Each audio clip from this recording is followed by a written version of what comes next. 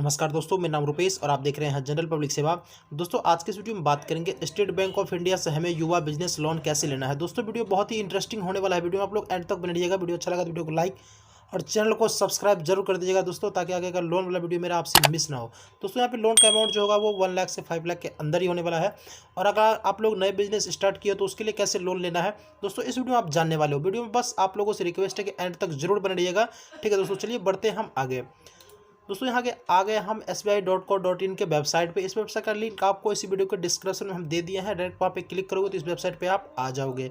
यहाँ पे आ जाने के बाद थोड़ा आपको नीचे आ जाना है। यहाँ पे देख सकते हो कि यहाँ पे पर्पस जो लिखा हुआ है दोस्तों, यहाँ पे बिजनेस पर्पस लिखा गया। ओनली ये बिजनेस पर्पस के लिए आपको ये लोन दिया जाएगा। और ये देख सकते हो कि टारगेट मतलब किसको कर रहे हैं, तो यहाँ पे पढ़ सकते हो आप लोग, business enterprise in manufacturing training and service sector. ठीक है, तो यहाँ पे ये बात तो अलग की हो गई। तो अब बात कर लेते हैं लोन का। ठीक है दोस्तों, तो ये बात समझ गया कि बिजनेस पर्पस के लिए ये लोन हमें मतलब दिया जाएगा। ठीक है, यहाँ पे देख सकते हो मिनिमम अमाउंट जो आपको 10 लाख यहाँ पे लिखा हुआ है, लेकिन आपको 10 लाख देगा नहीं, ये हम आपको गारंटी के साथ दे देते हैं लिख के। ठीक है, मिल भी सकता है, ऐसा नहीं है। अगर आपका तगड़ा डॉक्यूमेंट रहा तो दे भी सकता है, आपको मिलता भी है। तो अगर आप नए बिजनेस स्टार्ट किए तो इसका उम्मीद छोड़ दीजिए। आप लोग उम्मीद रखिए आपको 1 लाख से मतलब 50,000 से 1 लाख, 1.5 लाख, 2 लाख तक, इतना तक कहीं आपको लोन दिया जाएगा। ठीक है, एवरेज 5 लाख तक आपको दे सकता है। अगर आप 50,000 का दोस्तों लोन लेते हो तो आपको शिशु लोन के तहत आपको लोन दिया जाएगा। अगर 50,000 से 5 लाख के अंदर लेते हो तो आपको किशोर लोन करके दिया जाएगा। उसके बाद 5 लाख से अगर 10 लाख के अंदर लेते हो तो आपको यहाँ पे तरुण लोन करके दिया जाएगा।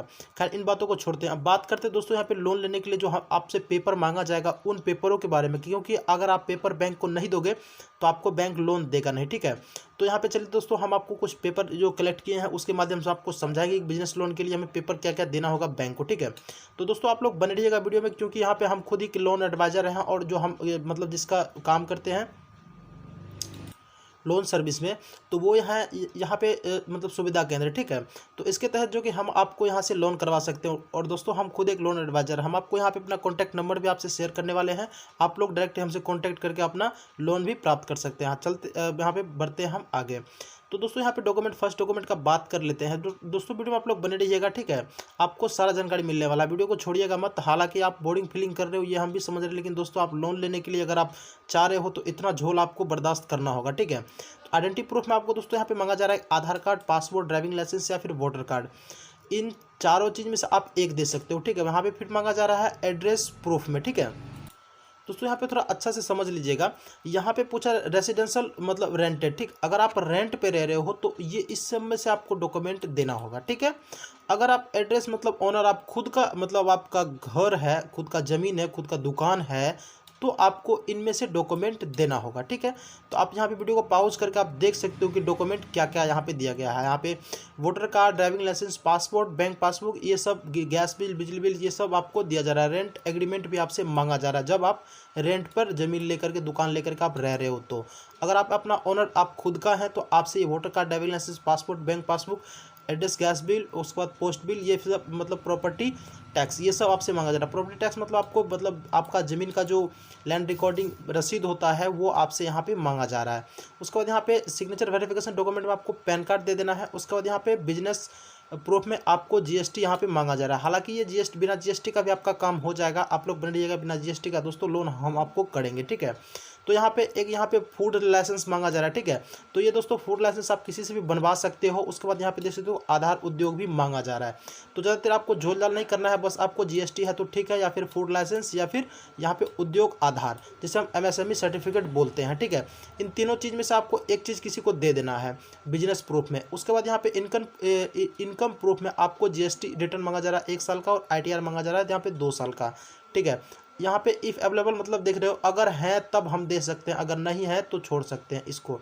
ठीक है, जीएसटी रिटर्न का और आईटीआर का यहाँ पे ठीक है लिखा है इफ़ अवेलेबल। दोस्तों, ये डॉक्यूमेंट पे हम आपका लोन करेंगे। ठीक है दोस्तों, यहाँ पे फिर से रेसिडेंशियल प्रॉपर्टी ऑनरशिप प्रूफ मांगा जा रहा है, property tax latest water bill मांगा जा रहा है, और प्रॉपर्टी टाइटल डॉक्यूमेंट ऑफ ये मांगा जा रहा है। तो इसका मतलब आप सीधा सीधा समझ सकते हो कि रेसिडेंशियल, अगर मेरा आपका मतलब ओनर हो खुद का, ठीक है, तो आपको ये पेपर देना होगा।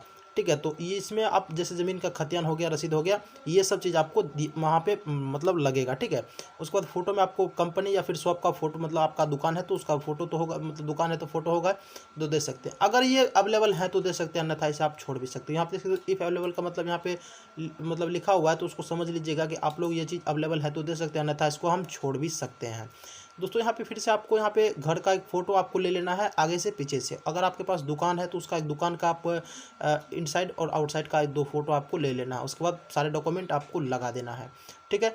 तो ये दोस्तों आपको बैंक में देना है, किसी भी बैंक में आप दे सकते हो यार, ऐसा नहीं कि आप SBI में भी दे सकते हो, किसी भी बैंक में दे सकते हो। अगर बैंक आपका एक्सेप्ट फॉर्म नहीं कर रहा है तो भैया आपको मेरा नंबर डिस्क्रिप्शन में दिया गया है, व्हाट्सएप नंबर, ईमेल और वहाँ पे कॉन्टैक्ट नंबर तीनों दिया गया है।